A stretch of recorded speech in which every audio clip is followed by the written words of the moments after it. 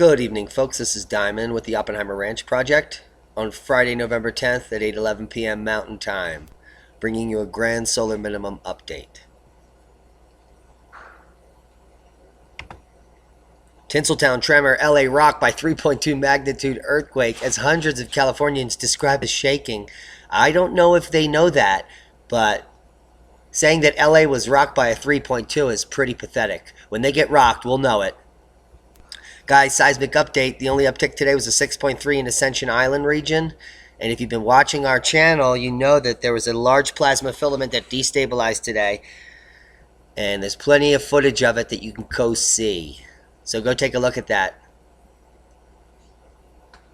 Cosmic ray flux leading to heavy rains, deadly flooding affecting Kenya.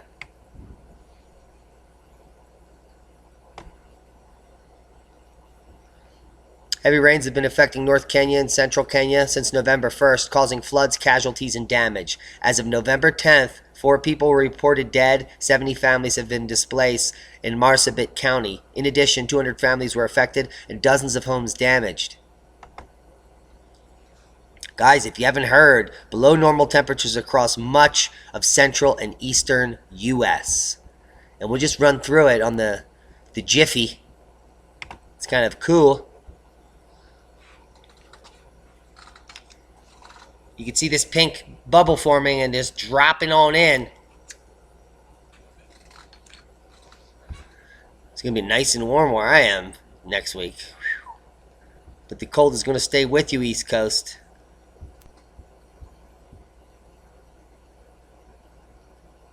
This takes us all the way out to the look at that, 20th, 21st, 23rd. But before there's any moderation, it is going to be cold, kids.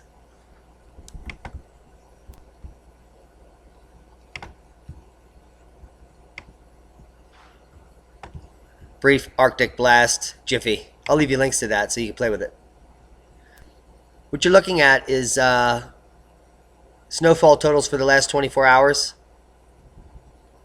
It's 26 states out of 50. That's more than 50% of the states in the United States have had snowfall in the last 48 hours accumulating, with up to 2 feet in several of them.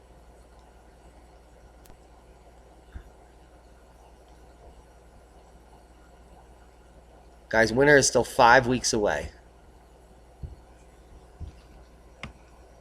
A cold front pushing across eastern U.S. today will usher in winter-like temperatures from the upper Midwest to the Northeast and Mid-Atlantic, where temperatures could be as much as 11 degrees C below normal. That's 20 degrees Fahrenheit. Freeze watches are in effect for parts of the Mid-Atlantic. A southward dip in the jet stream is driving a cold front north through the Midwest and Northeast, bringing a blast of Arctic air, which will last into the weekend. It's going to break records across the map. First snowfall will bring record-setting temperatures.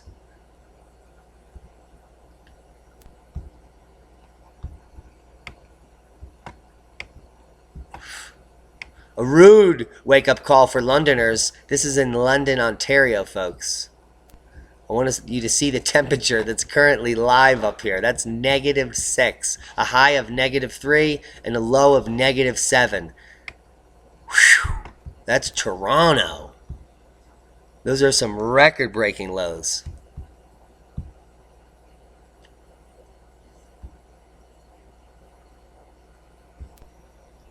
Cranbrook Valley Townsmen. A week of snowfall records. November 2nd snowfall, one for the record books according to Environment Canada. That's deep. In case you haven't noticed, winter has arrived. Yes, the seasons have changed, and the bright colors of autumn have yielded a new winter reality. The most amount of snowfall recorded in Cranbrook on November 2nd of any year, according to Environment Canada, and that goes back to the 1800s.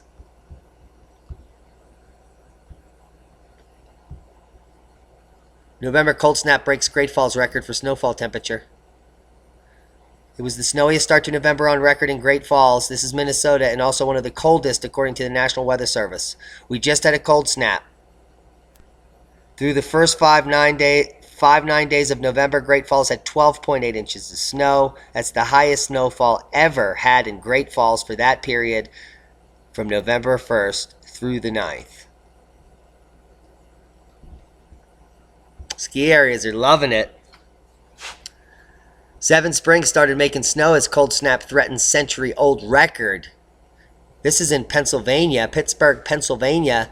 The region overnight into Saturday could break a low temperature record that has stood for more than a century. National Weather Service in Moon expect a low of 17 on Saturday. That would shatter the 104-year-old record for a low for November 11th of 21 degrees. That's going to break it by 4 degrees, and that was set back in 1913. And remember these dates, very significant. Cold weather records smashed in wake of snowfall. People across southern Ontario fell asleep to fresh snowfall. The list included the Waterloo region, where temperatures of minus 11.3 C was measured at 7 a.m. The previous cold record was minus 9.3. Wharton also set records, and others. I'll leave you links. But one of the most notorious cold fronts in American history dropped temperatures 70-plus degrees in hours across the country. A historic cold front plunged the plains and Midwest on November 11th, 1911. What's happening in 1911 and 1913? What's going on? I'm going to show you what happened on the Blue Norther. It went from 80 to 20 in Oklahoma. The same thing we're just watching on this Jiffy. And that has to do with history repeating itself. 1911 was right here on the solar minimum of solar cycle 14. And we are on the solar minimum of solar cycle 24 right here. Do you see any similarity between 24 and 14? And this is when that cold front came through right here. And this is where we are right here. And we got several more years of that. And we're getting deeper and deeper through 2020.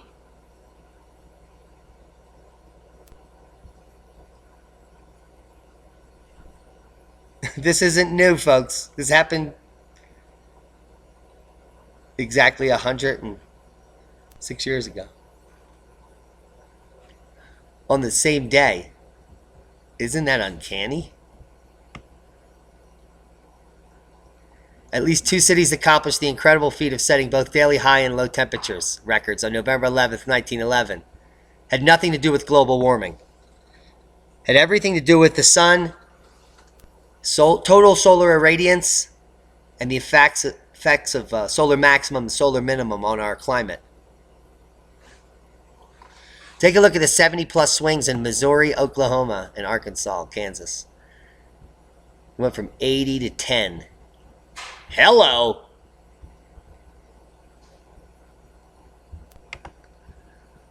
Guys, if you have not heard, there's radioactive material, a mysterious radioactive cloud over Europe, and it's hinting at an accident further east. And what's further east?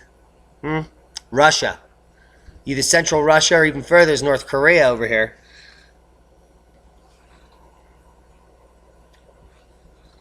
So something's up. And that's the last thing you need, Europe, as you're going to be getting cold, is to be getting radioactive snow events. So that's a heads up for you guys. I'll leave you links to that. Let's talk about solutions. What you're looking at is stinging nettle, guys. I'm sure a lot of you have heard of it. Its genus and species is Urtica dioica. Urtica, the genus, dioica, the species. These are the seed heads here. The little white guys. These are this right here, seed head. Seed head over here on the right.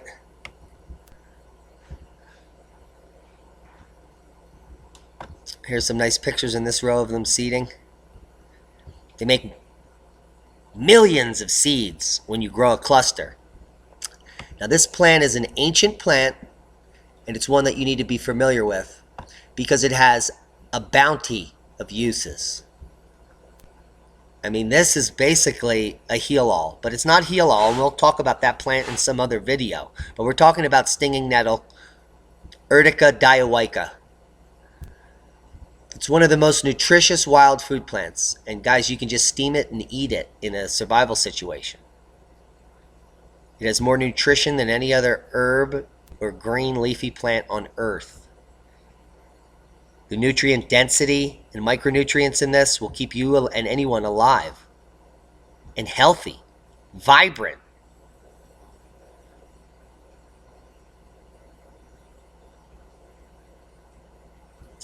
It's also very stingy to touch, so don't just go grab it, because it has these micro stingers that get under your skin and cause a massive irritation. But once it's dried by air, they go away. And once it's cooked, that's gone. So you can't eat it raw. It's a heads up. But this thing has so many medicinal uses. And if you buy seeds for just a couple bucks, you can get like 10,000 of them. Here you can buy some nettle seeds. 250 milligrams for $1.79. 5-star review. Now, the great nettle is one of over 500 varieties of nettle and is known to reach a meter high. The name Urtica dioica is the Latin name udo, meaning to burn, and dioica, meaning two houses. This is because both male and female flowers grow on each stalk, making the nettle self-pollinating. The great nettle is one of over 500 varieties of nettle and is known to reach up to a meter high. The name Urtica dioica is the Latin name. Blah, blah, blah. So let's get to the medicinal uses. This stuff is amazing. I'll leave you links to all this. Stinging nettle is an astringent, diuretic, tonic, anodyne, pectoral, rubefacient, styptic, anothelmic, nutritive, alterative, emetic, anti-rheumatic, anti-allergenic, anti-lithic, lithotripic, hemostatic, stimulant, decongestant, herapitic, febrifuge, kidney, depurative, nephritic, galactagogue, hypoglycemic, expectorant, antispasmodic, and antihistamine. I wonder if you should know about this plant. Nettle leaf is among the most valuable herbal remedies. Because of its many nutrients, stinging nettle is traditionally used as a spring tonic. It's a slow-acting nutritive herb that gently cleanses the body of metabolic wastes. It's one of the safest alternatives, especially in the treatment of chronic disorders that require long-term treatment. It has a gentle, stimulating effect on the lymphatic system, enhancing the excretion of waste through the kidneys. Nettle's iron content makes it a wonderful blood purifier, and it has been known for millennia for that purpose. And the presence of vitamin C aids in the iron absorption. As a emetic, an herb rich in iron, this is an excellent herb for anemia and fatigue.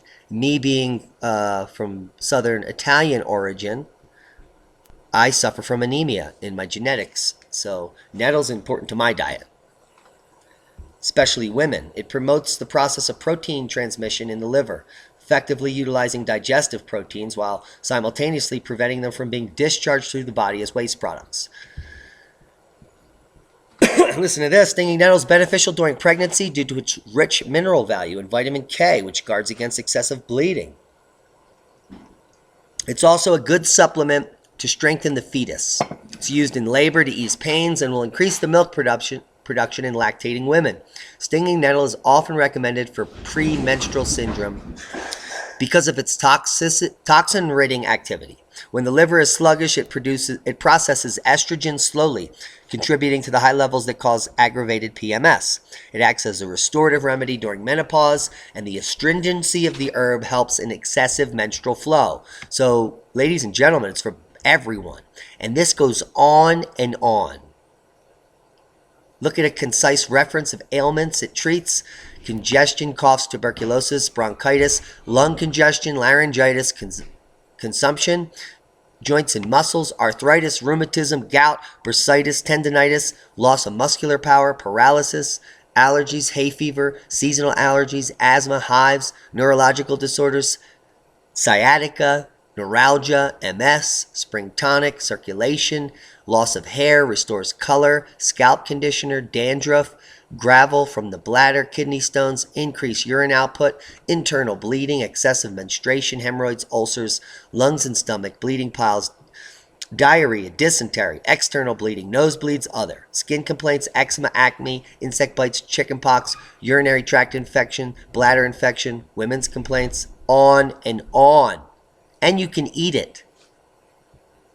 So guys, I recommend you grow some stinging nettle, and my success with this plant is prolific. If you have a pond, you just scatter the seeds around the pond. It self-seeds annually and it spreads. Each plant produces 1,000,000 seeds if you let it go, and you can harvest the leaves, and you can harvest it 2 or 3 times a year as it's growing. You cut it to the ground and it grows back up, and again and again. You can dry it, save it as a powder. You can dry a pound of this. You dry 100 pounds of the plant, get a pound of the powder, and literally live off of that in a survival situation with nothing but water while you're staying healthy. So this is a heads up. It's an awesome thing to learn about. I'll leave you links to all of it.